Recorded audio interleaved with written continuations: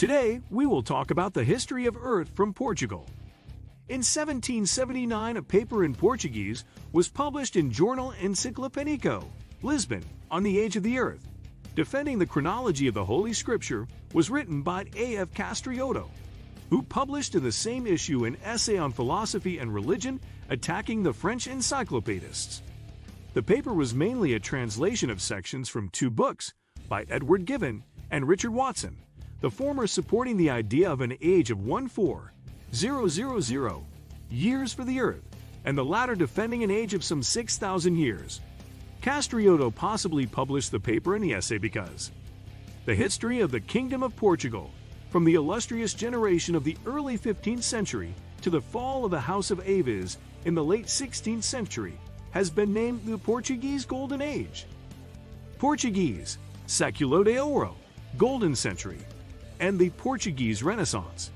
During this period, Portugal was the first European power to begin building a colonial empire, as Portuguese sailors and explorers discovered an eastern route to India that rounded the Cape of Good Hope, as well as several Atlantic archipelagos like the Azores, Madeira, and Cape Verde, and colonized the African coast and Brazil. They also explored the Indian Ocean and established trading routes throughout most of southern Asia, sending the first direct European maritime trade and diplomatic missions to Main China and to Japan. At the same time, installing trading posts and the most important colony, Portuguese Macau, only in East Asia. The Portuguese Renaissance produced a plethora of poets, historians, critics, theologians, and moralists. The Cancioneiro Geral by Garcia de Rezende, printed 1516, is taken to mark the transition from Old Portuguese to the modern Portuguese language. Contemporaneous writers describe John as a man of wit, very keen on concentrating power on himself, but at the same time with a benevolent and kind personality. His love for knowledge and culture was passed to his sons, often collectively referred to by Portuguese historians as the illustrious generation. Inclita Geração, Edward the future king, was a poet and a writer. Peter, the Duke of Coimbra, was one of the most learned princes of his time, and Prince Henry the Navigator, the Duke of Viseu, invested heavily in science and the development of nautical pursuits.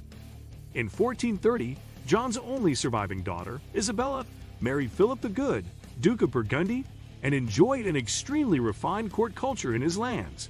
She was the mother of Charles the Bold.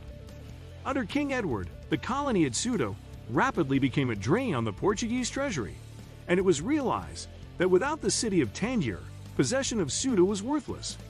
In 1437, Duarte's brothers, Henry and Ferdinand, persuaded him to launch an attack on the Marinid Sultanate of Morocco. The expedition was not unanimously supported. Infante Peter, Duke of Coimbra, and Infante John were both against the initiative. They preferred to avoid conflict with the King of Morocco. Their instincts proved to be justified. The resulting attack on Tangier, led by Henry, was a debacle. Failing to take the city in a series of assaults, the Portuguese siege camp was soon surrounded and starved into submission by a Moroccan relief army. In the resulting treaty, Henry promised to deliver Ceuta back to the Marinids in return for allowing the Portuguese army to depart unmolested. Duarte's youngest brother, Ferdinand, was handed over to the Marinids as a hostage for the final handover of the city. Meanwhile, colonization progressed in the Azores and Madeira, where sugar and wine were now produced. Above all, the gold brought home from Guinea stimulated the commercial energy of the Portuguese. It had become clear that, apart from their religious and scientific aspects, these voyages of discovery were highly profitable. Under Afonso V, 1443 to 1481, surnamed the African, the Gulf of Guinea was explored as far as Capes de Catherine, Cabo Santa Catarina. 4, 5, 6, and 3 expeditions, 1458, 1461, and 1471, were sent to Morocco. In 1471, Argila and Tangier were captured from the Moors.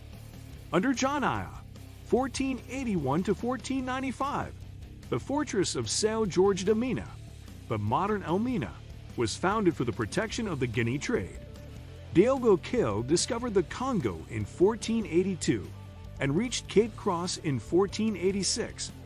Bartolomeu Diaz doubled the Cape of Good Hope in 1488, thus proving that the Indian Ocean was accessible by sea. Conquest of Tangier in 1471 from the Pastrana series of tapestries. After 1492, the arrival of Christopher Columbus in the West Indies rendered desirable a delimitation of the Spanish and Portuguese spheres of exploration. This was accomplished by the Treaty of Tordesillas, June 7, 1494, which modified the delimitation authorized by Pope Alexander VI in two bulls issued on May 4, 1493. The treaty gave to Portugal all lands that might be discovered east of a straight line drawn from the Arctic Pole to the Antarctic, at a distance of 370 leagues west of Cape Verde. Spain received the lands discovered west of this line. The known means of measuring longitude were so inexact, however, that the line of demarcation could not in practice be determined. See J.D. André Corvo in Journal das Ciências Matemáticas, XX.147 to 176, Lisbon, 1881. So the treaty was subject to very diverse interpretations. Its provisions were based on both the Portuguese claim to Brazil and the Spanish claim to the Moluccas. See History of East Indies. The treaty was chiefly valuable to the Portuguese as a recognition of the prestige they had acquired. That prestige was enormously enhanced when, in 1497 to 1499, Vasco da Gama completed the voyage to India. The tendency to secrecy and falsification of dates cast doubts about the authenticity of many primary sources. Several historians have hypothesized that John Ah may have known of the existence of Brazil in North America as early as 1480, thus explaining his wish in 1494 at the signing of the Treaty of Tordesillas to push the line of influence further west. Many historians suspect that the real documents would have been placed in the Library of Lisbon.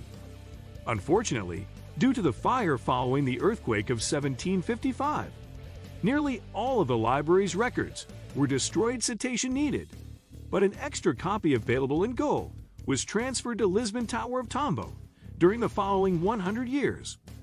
The Corpo Chronologico, Chronological Corpus, a collection of manuscripts on the Portuguese explorations and discoveries in Africa, Asia, and Latin America, was inscribed on UNESCO's Memory of the World Register in 2007 in recognition of its historical value for acquiring knowledge of the political, diplomatic, military, economic, and religious history of numerous countries at the time of the Portuguese discoveries.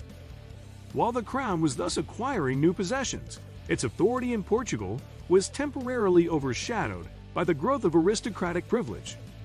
After the death of Edward, further attempts to curb the power of the nobles were made by his brother, D. Pedro, Duke of Coimbra, who acted as regent during the minority of Afonso V of Portugal, 1439 to 1448.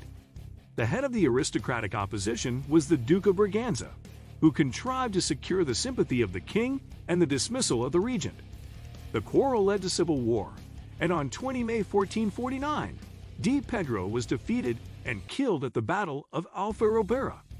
Thenceforward, the grants made by John I was renewed and extended on so lavish a scale that the Braganza estates alone comprised about a third of the whole kingdom. What do you think of our video? Let me know in the comment section below. Before you go, please hit the like button and subscribe to my channel. Thanks for watching.